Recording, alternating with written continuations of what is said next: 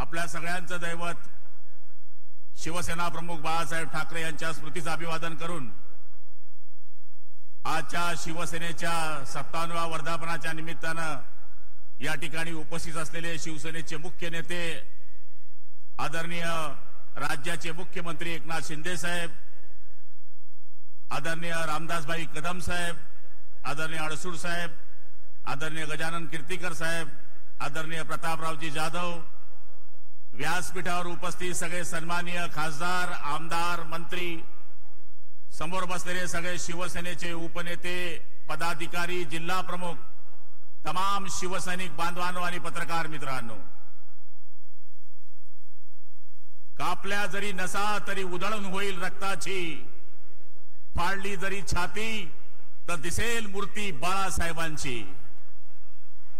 आज शिवसेना प्रमुखांच्या आशीर्वादानं 57वा वर्धापन दिवस या ठिकाणी मोठ्या उत्साहामध्ये साजरा होतोय। आपल्याला आठवतंय की आजच्या आणि उद्याच्या 20 तारखेचा इतिहास या महाराष्ट्रानं नव्हे तर पुऱ्या देशानं अनुभवलेला आहे आणि आज या देशाच्या आणि राज्याच्या या राजकारणामध्ये आमच्या नावाचा एकच जप केला जातोय। पहिला जप आहे गद्दार,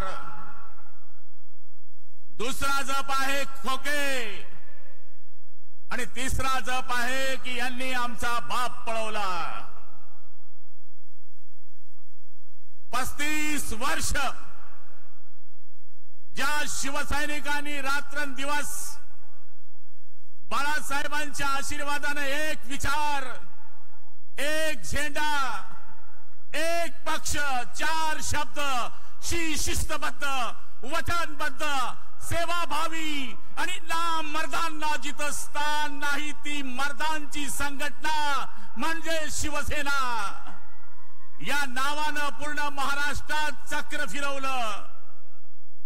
आज त्या आमच्या सारख्या कार्यकर्त्यांना बाप पळवल्याचा आरोप केला जातोय। आम्ही जर 35 वर्षाच्या या विचारामध्ये बाळासाहेबांच्या जितक्या जवळ राहिले नाही तितक्या जवळ अनेक लोक राहिलेत, पण ज्यांनी मूळ बाळासाहेबांचा विचार देवाला पाहिजे होता त्यांनी बाळासाहेबांच्या विचाराला फारकत दिली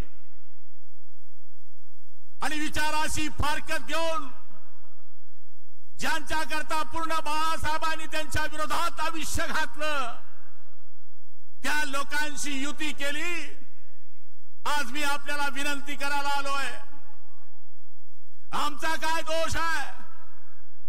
आम्ही शिवसेना सोडलेली नाहीये, आम्ही पक्षांतर केलेलं नाहीये, आम्ही कोणत्या पक्षामध्ये गेलेलो नाहीये। आम्ही फक्त बाळासाहेबांचे विचार हे कायमस्वरूपी जिवंत राहावे, बाळासाहेबांनी दिलेला मार्ग, बाळासाहेबांनी दिलेली शिकवण ही जिवंत राहावी याच्याकरता हा उठाव केलेला आहे। आणि आज आमच्यावर आरोप करणारे, आमच्याच मतावर मोठे झालेले काही लोक आमच्यावर आरोप करतायत। घोड़ा मैदान दूर नहीं है, तंबू भी लगा देंगे तो लगा देंगे धूमधाम से, और बंबू भी लगा देंगे तो लगा देंगे धूमधाम से, और भगवा भी लहरा देंगे तो लहरा देंगे धूमधाम से।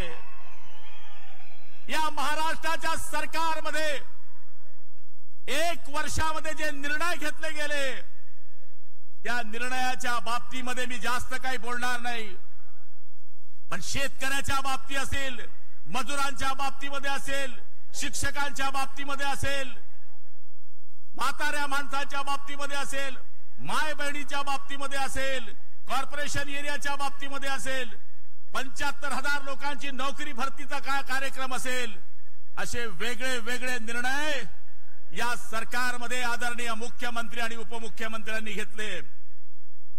आमच्यावर एकच आरोप आहे, वर्षभरामध्ये आम्ही काय केलं नाही हे सांगण्याची धमक त्यांच्या अंगामध्ये नाही।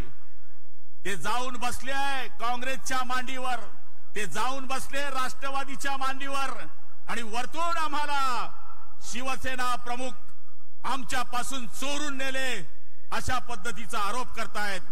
मी आदरणीय शिंदे साहेबांना सांगतोय, मी ग्रामीण खेड्याचा पोट्टा आहे, पानटपरी चालून मी मंत्रीपदापर्यंत आलो आहे। बाळासाहेब हे आमचं दैवत आहे। बाळासाहेब सारख्या दैवतांनी आमच्या सारख्या आणि तुमच्या सारख्यांना मोठं केलेलं आहे। पण आज आपल्या सगळ्यांवर जबाबदारी येऊन बसलेली आहे। येणाऱ्या या निवडणुकांमध्ये जिल्हा पातळीवर असेल, तालुका पातळीवर असेल, संघटन बांधण्याची अत्यावश्यक गरज आहे। आज आपण ती शपथ घ्यायची आहे। इथं गेल्यानंतर मी गाव पातळीचा कार्यकर्ता असेल तर 100 पक्षाच्या कार्यकर्त्यांची नोंदणी कशी करेल। मी तालुका पातळीचा असेल तर 10,000 कार्यकर्त्यांची नोंदणी कशी करेल। आणि मी जिल्हा पातळीचा कार्यकर्ता असेल तर 1,00,000 कार्यकर्त्यांची जिल्ह्यामध्ये कशी नोंदणी करेल, ही शपथ आज या वर्धापन दिनानिमित्त आपल्याला घ्यायची आहे। विरोधकाला जर हरवायचं असेल तर त्याला बोलून जमत नाही, ताकद वाढवून जमावं लागते। आणि मला तरी असं वाटतं की आपल्याला आपली ताकद वाढवायची आहे। आज भरपूर वेळ झालेला, मरच बोलायचं होतं, पण आपण सगळे खेड्यातून, जिल्ह्यातून, महाराष्ट्रातून, सगळ्या भागातून आलेले आहेत। मी आपल्या सगळ्यांना विनंती करतो की या 57व्या वर्धापनाच्या निमित्तानं ही शपथ घेऊया की शिंदे साहेब, तुम्ही काळजी करण्याची गरज नाहीये। तुम्ही महाराष्ट्र सांभाळा, आम्ही गाव सांभाळतो। जय हिंद, जय महाराष्ट्र। धन्यवाद पाटील साहेब। बापाची संपत्ती वारशाने मिळू शकते